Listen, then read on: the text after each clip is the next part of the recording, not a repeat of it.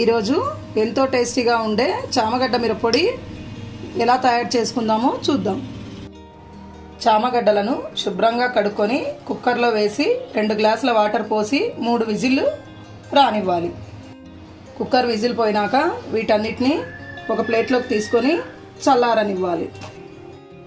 చల్లగైన చామగడ్డలను చూడండి ఈ విధంగా పొట్టు తీసుకొని ఉంచుకోవాలి.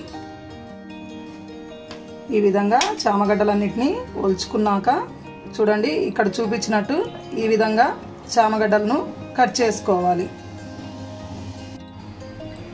ఇలా కట్ చేసుకున్న చామగడ్డలను ఆయిల్ హీట్ అయినాక అందులోకి వేసుకొని ఫ్రై చేయాలి.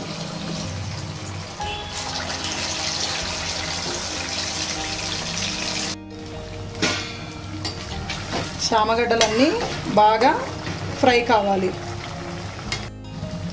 చామగడ్డలను మధ్య మధ్యలో కలుపుకుంటూ డీప్ ఫ్రై చేయాలి. మనము చామగడ్డలు వేగే లోపల దీనికి కావాల్సిన కారాన్ని ప్రిపేర్ చేసుకుందాం. ఒక మిక్సీ జార్ తీసుకొని అందులోకి 1.5 స్పూను కారాన్ని వేయాలి. రుచికి సరిపడా సాల్ట్ని తీసుకోవాలి. ఒక 4 స్పూన్ల కొబ్బరి పొడి తీసుకోవాలి. కొద్దిగా పసుపు వేయాలి. 10 వెల్లుల్లి పాయలను వేయాలి. మెత్తగా గ్రైండ్ చేసుకోవాలి.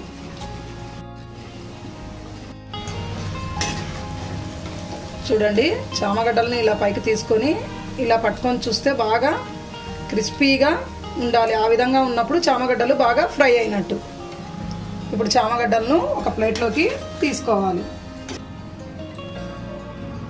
ఇలా డీప్ ఫ్రై చేసుకున్న చామగడ్డలను మనము ప్యాన్లో ఆయిల్ అంతా వంపేసినామండి. ఇప్పుడు ఆయిల్ ఏం లేదు, ఇందులోకి వేసుకోవాలి.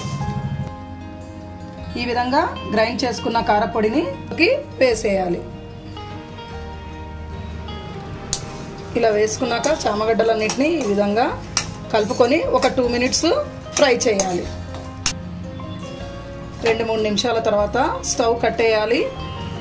ఎంతో టేస్టీగా ఉండే చామగడ్డ మిరప్పొడి రెడీ.